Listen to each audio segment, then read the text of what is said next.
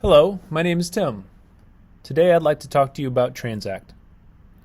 This was presented at ISMB 2022 in Madison, Wisconsin. Introducing translocations as an unintended result of gene editing may have irreversible long-term consequences for patients. Because of this, regulators are very sensitive to this risk, as seen with recent clinical holds across the industry.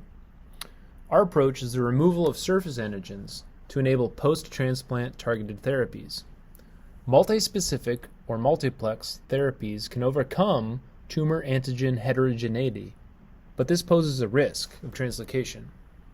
TransACT supports and informs translocation assays to de-risk multiplex gene editing efforts, maximizing patient safety. The occurrence of translocation increases after the introduction of double-stranded breaks during genome editing. Here we have two genes on two separate chromosomes that are cut. One results in a clean cut, Cas9, or an overhang, Cas12a. What we hope to do is introduce indels. However, what we hope not to do is cause a translocation. The acronym TransACT stands for Translocation Analysis Computational Toolkit. It assists in the identification, validation, and quantification of translocation events in edited cells. It analyzes unidirectional as well as targeted next-generation sequencing, or NGS assays. Here, we integrate and enhance existing tools to characterize translocation in a portable, scalable, and reproducible manner. Identification of translocation events using unidirectional sequencing can be combined with predicted off-target sites to nominate targets for the design of targeted amplicon sequencing, or TAS. In both cases, we can use TransACT to analyze the results and report back. TransACT is a portable, reproducible, and scalable sequencer-to-results pipeline that can speed up de-risking and encourage iterative exploration. As input, we take information from an electronic laboratory notebook, or ELN, and the sequencer. We then feed this into the workflow where we first trim and filter the reads for quality. We define amplicons based on the guides in the cut site. We then align the reads to these amplicons, filter, and quantify. Those reads that are filtered or don't map, we keep for the next iteration to speed up the process.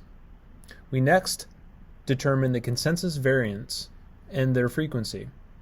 Finally, we look at these consensus variants and predict the effects.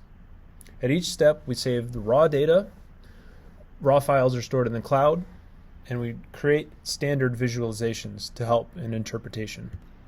To talk about assay design, we need to come up with some conventions. Here, we focus on translocation events resulting from two cuts on two different chromosomes.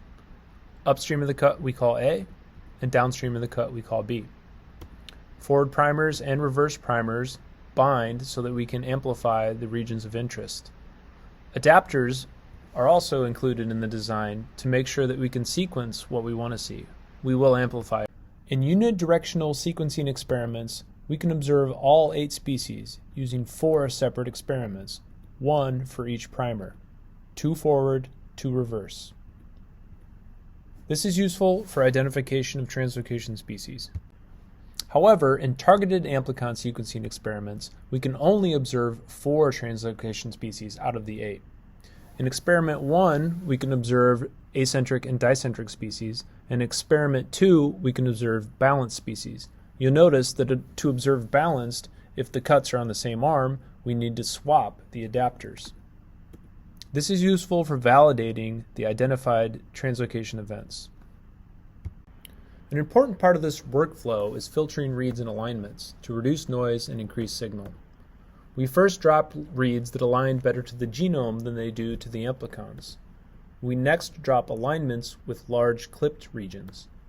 Finally, we drop alignments with large indels. We use both of these in our further explorations. This leaves us with alignments that we are confident in. As an example of the output of our workflow, we look at an experiment where we measure the lower limit of detection. To do this, we spike in double-stranded gene fragments, or G blocks, of an acentric translocation. Here we see that we measure just about 50% in a sample that had 50% translocated G block.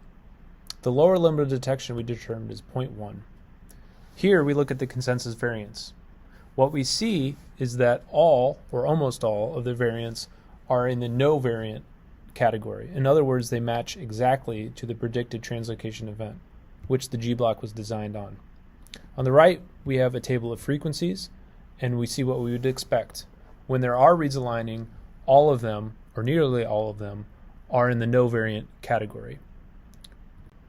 In summary, TransACT supports effective identification, validation, and quantification of translocation events in NGS data to assess the preclinical and clinical safety of gene editing drug products. TransACT supports detection of translocation in targeted amplicon sequencing in addition to unidirectional NGS data from multiplex edited samples utilizing multiple enzymes. Standard summary figures, statistics, and explicit translocation species nomenclature make it easy for rapid insight into the incidence and type of translocation present. False positive filtering and translocation alignment visualization ensures confidence in detected translocation events.